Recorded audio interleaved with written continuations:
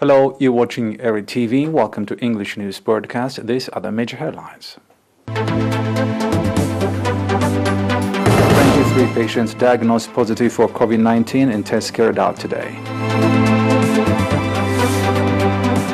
Preparations are underway to celebrate the 30th Independence Day anniversary. The global COVID-19 death toll surpasses 3 million. And significant number of fighters dead in Mozambique.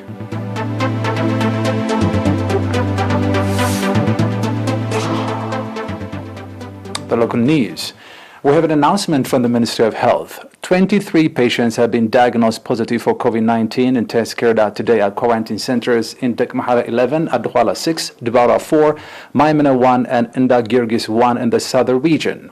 On the other hand, 17 patients who have been receiving medical treatment in hospitals in the southern region have fully recovered and have been discharged from these facilities. The total number of recovered patients has accordingly risen to 3,081, while the number of deaths stands at 10. The total number of confirmed cases in the country to date has increased to 3,363. Minister of Health, Asmara, April 6, 2021. The National Holidays Coordinating Committee announced that this year's 30th Independence Day anniversary will be celebrated under the theme Resilient as Ever. The Coordinating Committee also indicated that preparation is already underway to enthusiastically celebrate the Independence Day at national and regional levels. As part of the effort to alleviate water problem both for humans and animals, a new dam is under construction in Darsene administrative area, Logo Ansaba subzone. The dam is expected to hold 150,000 cubic meters of water. According to water and soil conservation expert at the Ministry of Agriculture branch in the subzone, engineer Miskun Ander Haimanot, upon completion, the dam, besides alleviating water problem, will have significant contribution in the development of irrigation farming. Mr. Zaragaber Tasfai, administrator of the subzone, said that the construction is being conducted with the support of machineries and includes construction of terraces and water diversion schemes. The residents commended the initiative taken to construct the dam in their area and expressed readiness to reinforce participation for timely completion of the dam. And now back with international news after a short break.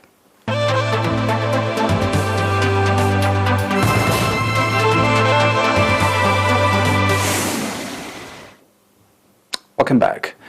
Coronavirus-related deaths worldwide crossed 3 million today as the latest global resurgence of COVID-19 infections is challenging vaccination efforts across the globe. This according to World Meters. The United States has surpassed 31 million confirmed cases of COVID-19 today. Brazil surpassed 13 million cases.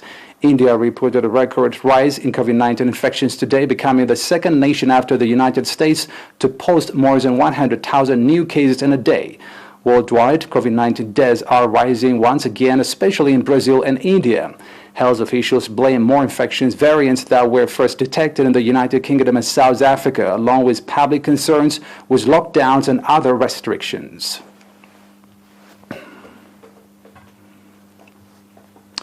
Mozambique's military says a significant number of fighters were killed in the battle for the northern town and gas hub of Palma, which was last month.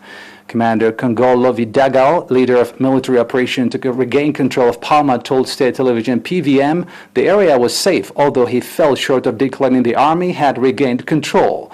Footage broadcast by TVM showed soldiers quickly pulling back plastic sheets over a body on the street. Crews on site filmed the blackened remains of several buildings, including banks, the town's hospital, the state prosecutor's office. Heavily armed soldiers stood on the street as a few remaining residents slowly picked through debris. Palma is about 25 kilometers by road from a construction camp for gas development led by oil majors such as French energy giant Total worth an estimated $60 billion.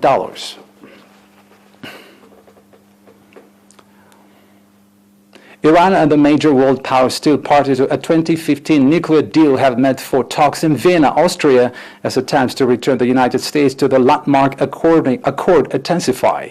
Talks were held in the city's Imperial and Grand Hotel, to representatives of Iran, China, Russia, Germany, and France, and the United Kingdom. The countries will continue to discuss ways to revive the Joint Comprehensive Plan of Action, JCPOA, that former U.S. President Donald Trump unilaterally abandoned in May 2018, Iran's deputy foreign minister told state television on Tuesday, rather today, following the meeting. Russia's delegate Mikhail Yuganov said on Twitter that the meeting was successful. The U.S. delegation was also in the same city trying to save the accord, but the team led by Special Envoy to Iran Robert Malley did not take part in the talks with other world powers, as Iran has said it would not directly negotiate with the U.S. until all harsh sanctions imposed by Trump and still enforced by President Joe Biden are lifted. At least 157 people have been killed in Indonesia and neighboring Timor-Leste, with dozens more still missing after leaving thousands of homeless, this according to authorities. Indonesia's disaster management agency said today that it had recorded 130 deaths in a cluster of remote islands near the area of the cyclone plains, where another 27 have been officially listed as dead. Rescue efforts have been hampered by power cuts, blocked roads, the remote location of affected areas, and continued bad weather. Torrential rains sparked flooding and landslides that turned small communities into a wasteland of mud, uprooted trees, and forced thousands of people into shelters. Indonesia is prone to landslides and flash floods during the rainy season, while its position of the Ring of Fire and arc of volcanoes and fault lines in the Pacific Basin also leaves it vulnerable to earthquakes, volcanic eruptions, and tsunamis. That's for today. Thanks for watching.